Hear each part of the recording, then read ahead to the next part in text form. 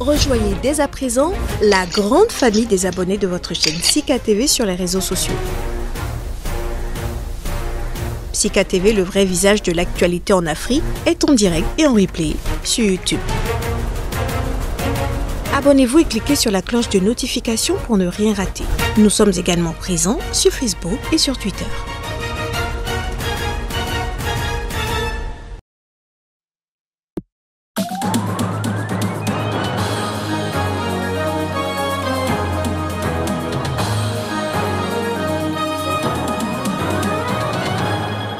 Le président malgache Andry Rajoelina a présenté sa nouvelle équipe gouvernementale ce dimanche au Palais d'État d'Yavoloa. Ce remaniement intervient dans un contexte national troublé.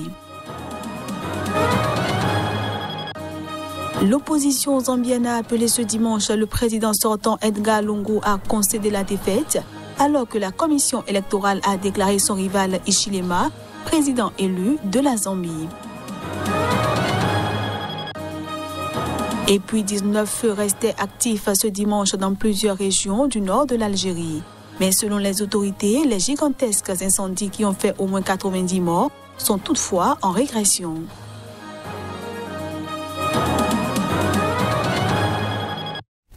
C'est un plaisir de vous retrouver en ce premier jour de la semaine. Bienvenue à tous. À Madagascar, le président Andry Rajoelina a remanié son gouvernement à mi-mandat. Les ministres ont été remerciés ou maintenus selon leur bilan respectif. C'est sous la houlette du Premier ministre Christian Say que le président malgache Andry Rajoelina a présenté ce dimanche sa nouvelle équipe gouvernementale au Palais d'État d'Yavoloa. Le nouveau gouvernement compte 32 membres, dont 21 nouveaux ministres, 3 vice-ministres et 2 secrétaires d'État. Alors qu'Andry Rajoelina est à mi-mandat, il a enfin présenté sa nouvelle équipe. La rumeur de remaniement courait depuis près d'1 an. Christian Say, le Premier ministre, en place depuis 2018, est finalement reconduit.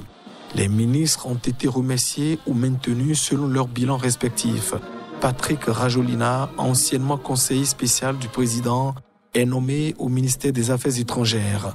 Edgar Razafindra Vahi, propriétaire du journal L'Express, devient ministre de l'Industrie et du Commerce. Sophie Ratsiraka, la fille de l'amiral Didier Ratsiraka, ancien président de la République, est nommée comme ministre de l'Artisanat. Ce remaniement intervient dans un contexte politique troublé avec un exécutif fragilisé. Il y a 3 semaines, la justice a suspecté 2 Français de vouloir renverser le régime. Les 2 hommes sont actuellement en détention préventive. En Zambie, le chef de l'opposition Hakainde Hichilema a remporté l'élection présidentielle avec plus de 2,8 millions de voix. C'est ce qu'a annoncé la commission électorale dans la nuit de dimanche à lundi. La Zambie a un nouveau président. L'opposant historique Hakainde Hichilema, homme d'affaires autodidacte, a remporté un total de 2 801 757 suffrages contre 1 814 201 pour le président sortant Edgar Lungu. C'est ce que l'on peut retenir de l'annonce faite par Esau Choulou, président de la commission, dans la nuit de dimanche à lundi matin devant la presse. Une seule des 156 circonscriptions du pays d'Afrique australe n'a pas officiellement été dépouillée, mais la commission a estimé que quels que soient ces résultats, cela ne risquait pas d'influer sur la victoire de Hichilema.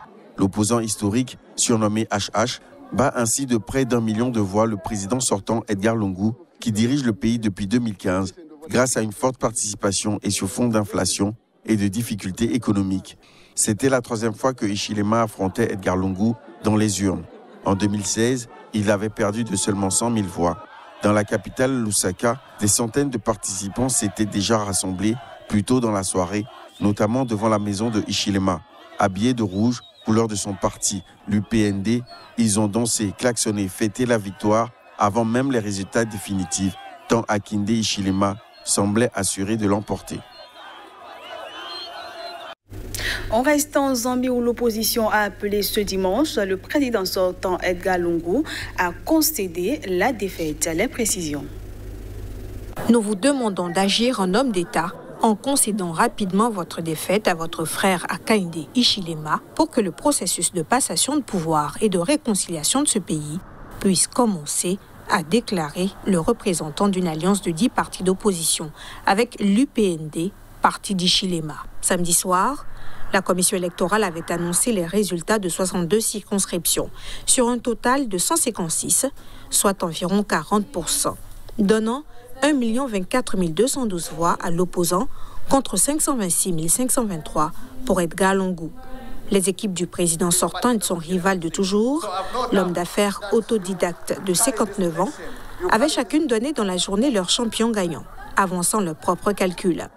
La présidence avait annoncé que le parti au pouvoir, le Front patriotique, réfléchissait à des recours possibles dans 3 provinces traditionnellement acquises à l'opposition, estimant que le vote y avait été caractérisé par des violences, rendant l'exercice nul. Selon l'opposition, ces accusations sont non fondées et les tensions qu'il y avait eu dans quelques bureaux de vote étaient l'œuvre de citoyens ordinaires qui réagissaient contre des responsables du PF qui tentaient de faire des choses illégales. Évoquant le caractère fragmentaire de ces annonces de résultats, le représentant de l'Alliance a rappelé que par le passé, cela avait donné l'occasion à ceux qui voulaient manipuler les résultats de le faire lors du précédent scrutin que Hakainde Hichilema avait perdu. Au Tchad, le Conseil militaire de transition a nommé par décret, en fin de semaine écoulée, les quelques 110 membres qui composeront le comité d'organisation du dialogue national inclusif. Dans le lot, l'opposant historique Saleh Kebzabo. C'est pas arrêté que le président de l'UNDR, Saleh Kebzabo, principal opposant au régime de l'ex-président tchadien Idriss Déby Itno, tué en avril lors de combats contre des rebelles, a été nommé vice-président du Conseil d'organisation du dialogue national inclusif devant conduire à des élections présidentielles et législatives. Aussitôt nommé, il lancera un pressant appel à l'opposition armée. Estimant que la rébellion armée a miné le Tchad depuis une 50aine d'années, Saleh Kebzabo l'invitera à mettre de côté toute autre considération pour des moments d'échange de vérité afin de repartir sur des bases nouvelles dans une structure démocratique. Placé sous l'autorité de Mahamad Idriss Déby Itno, le comité d'organisation du dialogue national inclusif est composé d'environ 110 personnes, membres du gouvernement et du CMT, représentants des partis, des syndicats et des organisations de la société civile. Abaka Adoun Aga, ancien secrétaire général de la présidence sous Idriss Déby, est nommé deuxième vice-président. Des sièges ont aussi été réservés pour l'Union des syndicats du Tchad ou encore pour la Ligue tchadienne des droits de l'homme, 2 organisations qui font partie de la coalition Wakid Tama opposée à la transition militaire. Au lendemain de la prise des rênes du Tchad, Mahamad Idriss Déby Itno avait promis des élections libres et démocratiques au terme d'une transition de 18 mois renouvelable. Un gouvernement civil nommé Démumé, le dialogue national inclusif doit se tenir, lui, entre novembre et décembre. Mais la formation d'un Conseil national de transition, CNT, de 93 membres, censé assumer le pouvoir législatif et rédiger une nouvelle constitution, se fait toujours attendre. Rendons-nous cette fois-ci en Haïti où un séisme de magnitude 7.2 a secoué ce week-end le pays. La longue secousse a été ressentie sur l'ensemble du territoire haïtien avec de nombreux dégâts matériels, des disparus et d'énormes pertes en vies humaines.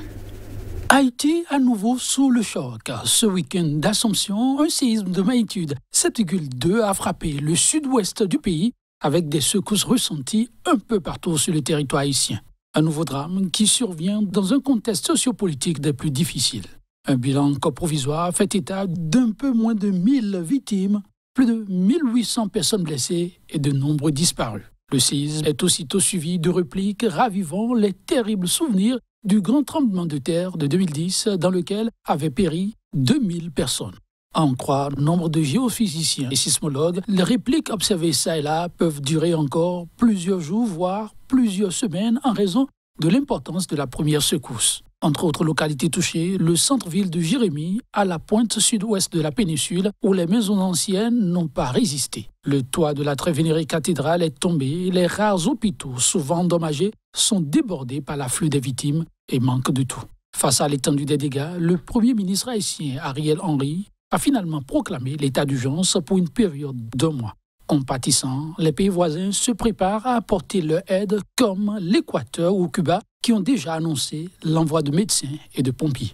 Dans son homélie dimanche, le pape François a exprimé sa solidarité et celle de l'Église catholique avec la population en Haïti, appelant la communauté internationale à lui venir en aide.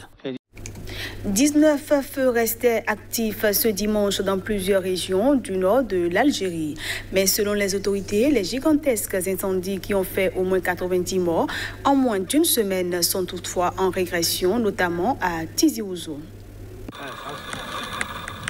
Les équipes de la protection civile continuent de lutter contre 19 incendies, dont 10 préfectures, dont 6 à Béjaïa et 3 à El Tarf, selon l'organisation qui a en revanche précisé qu'il ne restait plus que 2 incendies à maîtriser à Tizi Ouzou, région de Kabylie qui a enregistré les plus grands feux et les plus importantes pertes humaines. Au total, ces dernières 24 heures, les unités de la protection civile ont réussi à éteindre 33 incendies, dont 12 préfectures, dont 17 dans le seul secteur de Tizi Ouzou, d'après la même source. Pour combattre les flammes, l'armée a mobilisé des hélicoptères russes, en plus de 3 hélicoptères bombardiers d'eau de la protection civile algérienne. Les autorités ont aussi pu compter sur le renfort de 2 bombardiers d'eau français mis à disposition via l'Union européenne. Jeudi, le président algérien Abdelmadjid Tebboune avait affirmé que la plupart des incendies étaient d'origine criminelle et a annoncé que 22 suspects avaient été arrêtés. Après une semaine de chaleur extrême, la météo ne semble pas accorder de répit. Les services nationaux ont averti dimanche d'une nouvelle hausse des températures dans le nord du pays, avec des pointes à 44 degrés.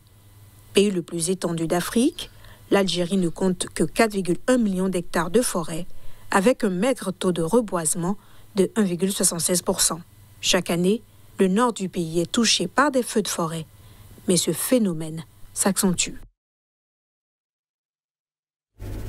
Et puis pour finir cette édition, le légendaire attaquant de l'équipe d'Allemagne et du Bayern Munich dans les années 1960 et 1970, Gerd Müller, est décédé ce dimanche à l'âge de 75 ans.